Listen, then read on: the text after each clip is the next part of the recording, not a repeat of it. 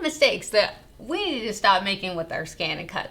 My name is Courtney Douthat. This is AllBrands After Hours. Let's do this.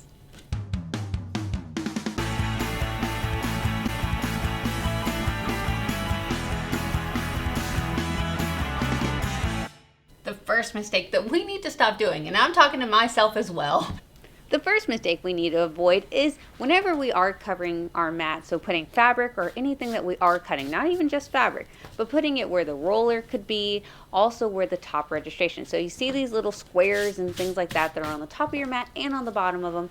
We need to have it cleared. Now, the top of them, absolutely. The bottom of them, it's okay if you cover those. Like how I have extra fabric on the bottom of here. So that is okay. But we don't want anything on the top or the sides where our rollers are. Now, since I covered up the top registration marks, it's saying, hey, this mat cannot be recognized. It will be unloaded. So let's talk about what we should do instead. So we're not just going to talk about the mistakes, we're going to say how to fix them. So what I would do is I would actually go ahead and cut my fabric down to size. Now I wanted it to be a 12 by 12 to fit the whole area of the mat. So what I'm going to do is just cut that top and then cut the sides, that way it fits. Now you could of course cut it smaller than a 12 by 12. It's just I know I want to cut out a large item, so I'm going to go ahead and just cut it down to size. So you see how the black side of where the rollers is going to be, that black strip on the side, and then on the other side I'm also going to keep that. That way when the rollers don't accidentally tug my material in any kind of way, and now my registration marks at the top are open so the ScanNCut can read the mat and I won't get that error saying that the mat is unrecognizable and cannot be used. This is also great because the rollers will grab onto material. It will shift it, it will grab it, so you don't want it in that black area because of that roller. So it's a win-win situation just to make sure everything is in the black bars, inside those black bars. There is no man's land on the outside of those.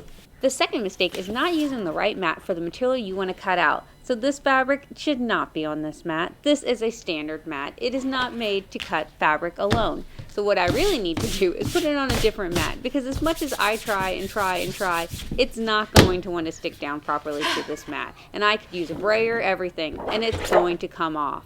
So what I should be doing is using a fabric mat to be able to do that. Now if you wanted to use your standard mat because you don't have a fabric mat, or maybe your ScanNCut is not available for a fabric mat, then you can use what's called a high-tack support sheet. I'm not a huge fan of them, but if you got to make do with what you have, I understand. But a fabric mat is where you want to be. Now putting this fabric on this fabric mat, you're going to notice that it does want to actually stick down properly, and it is going to hold my fabric still, so that way I don't have any slipping or any movement whenever the blade goes ahead to cut out my fabric. It's going to hold it down so I get a great crisp cut.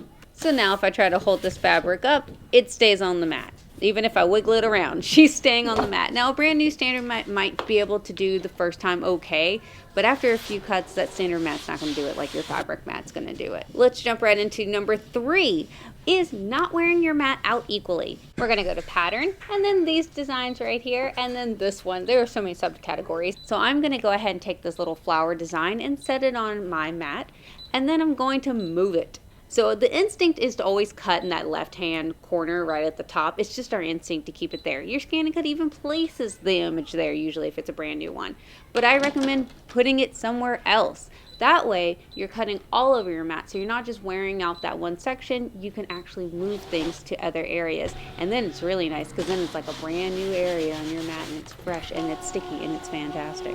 Now, I did put a whole 12 by 12 piece of fabric on here. You don't have to. You could just be the smaller item off and to the side right here. I did not have to put this gigantic piece, but of course I did. So what you could do is you could even scan in your material, because we have built-in scanners on our ScanNCut, to make sure that, one, we're putting a correct piece of material down before we even cut, so we're not wasting anything, but also so we can kind of test run it. Heaven forbid we cut somewhere we do not want to cut, say it's way too big or way too small.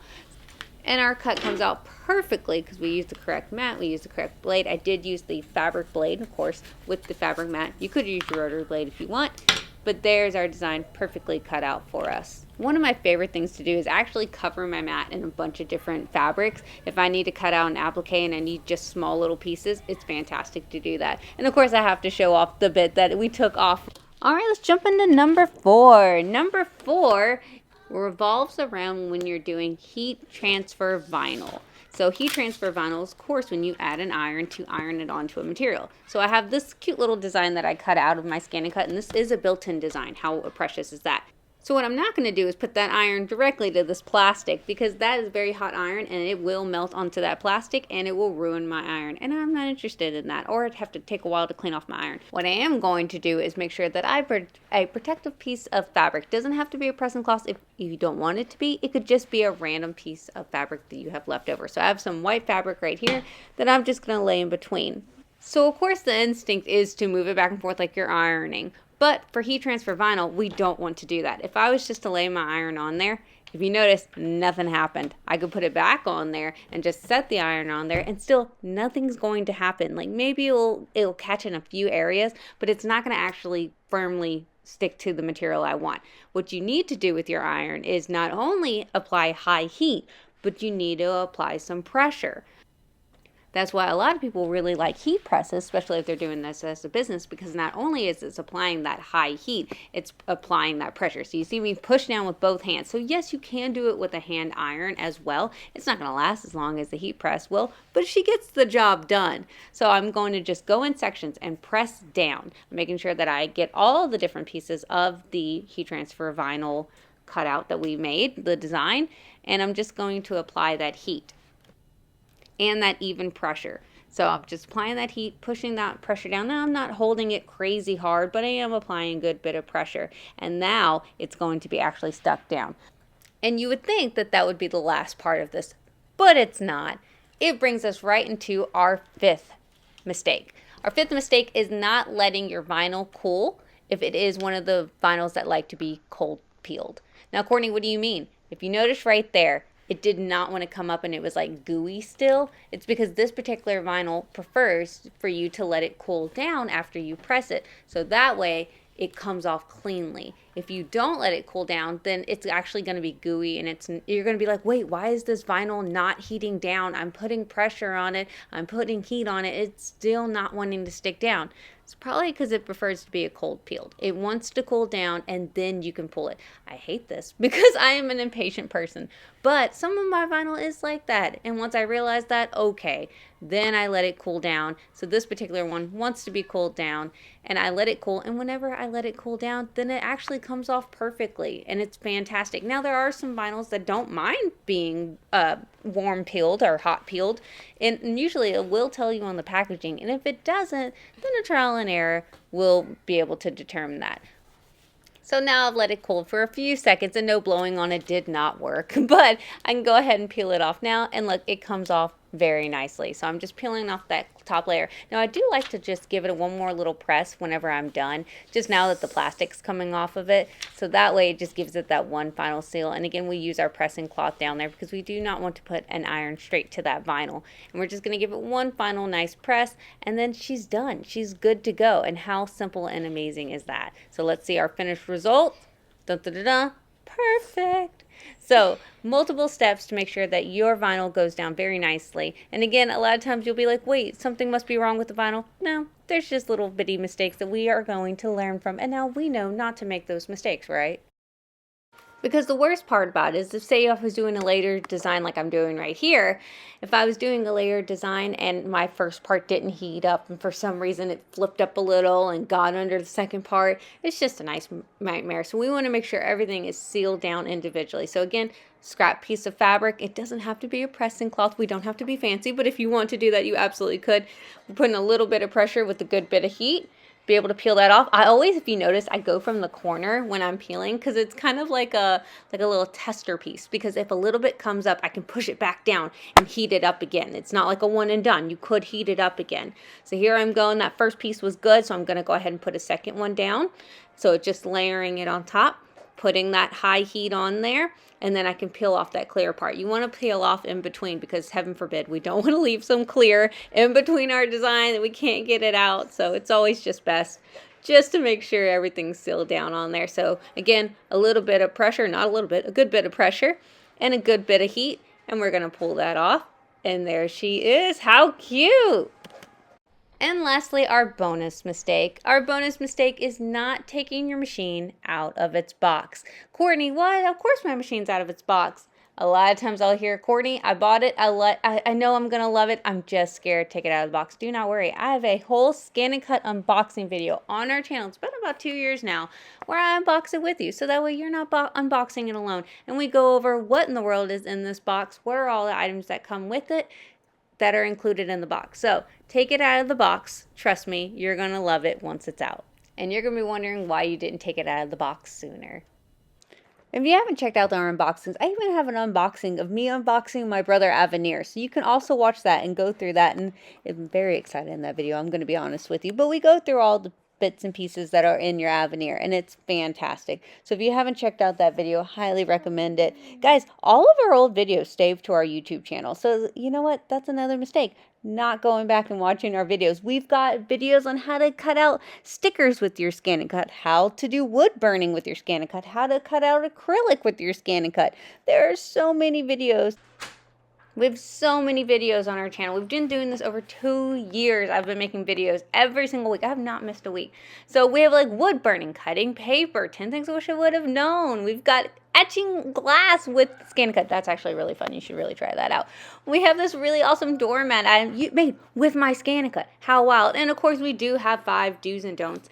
Tons of tips, tricks, hacks, all those on our channel. And guys, those saved. Gosh, do you remember this old studio? Comment down below. Do you remember the old studio? Have you been here that long to remember the old studio? Comment down below. But guys, all those videos, like I said, save onto our channel. You can always go back and watch any of them. So if you ever need refreshers, or if you're like, hey, I've never done this thing, I've never cut out wood with my ScanNCut, that video is saved on our channel.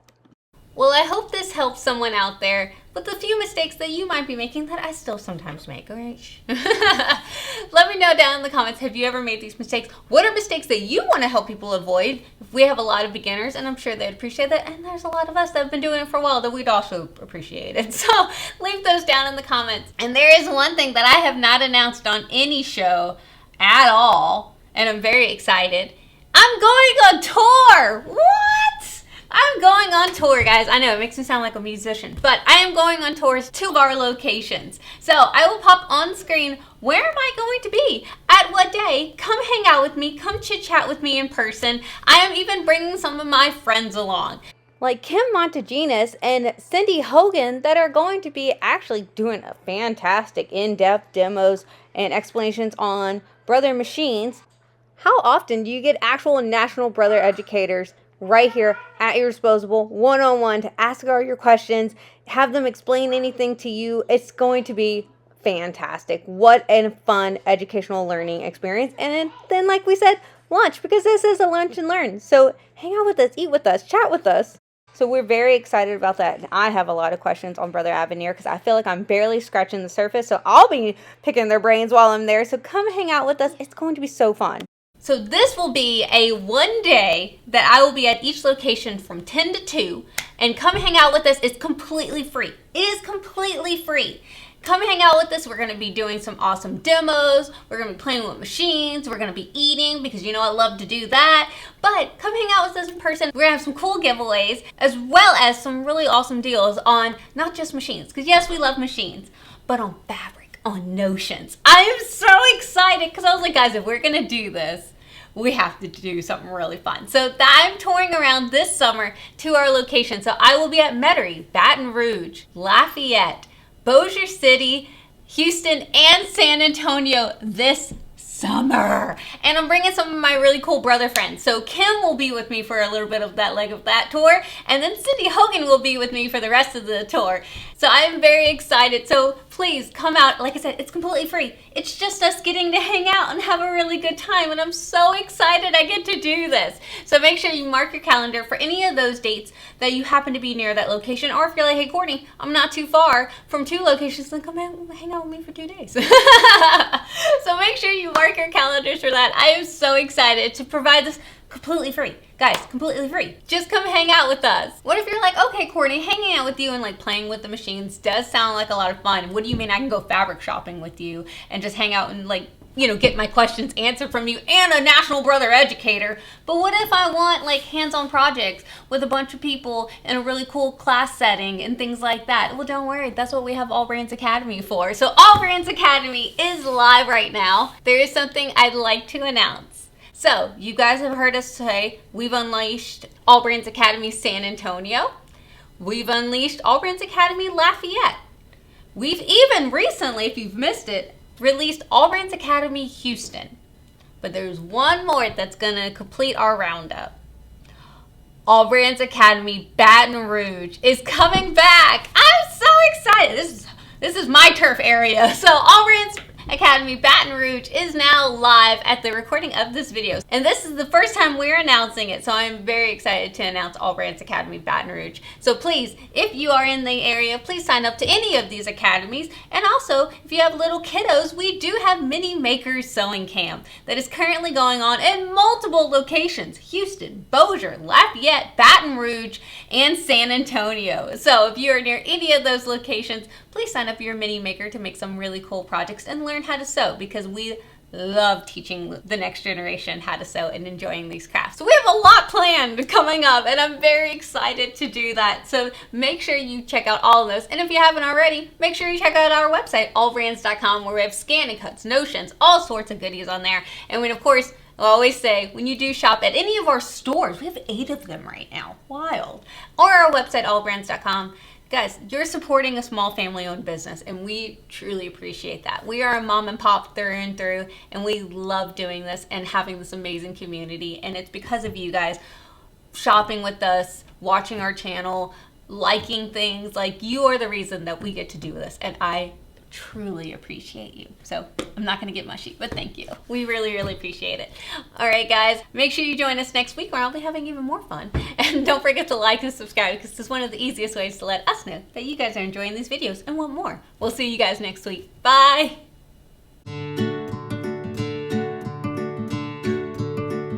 Testing, testing. Testing, okay. And then I'll cut to that footage. Ow, this is itching me on the back. My tag's itching me. I'm oversensitized. Let's see. All right. Well, I hope some of these Well, I hope this somewhat. Well, I hope this. I can't now say words. Is this red? Nope, nope, nope. Ready? Nope. Put that down on here and iron. There we go. I'm not sure about the short hair. It's very short. I know, you're like, Courtney, it's not short. It's short for me. It's fine. It's fine. Everything's fine. Okay.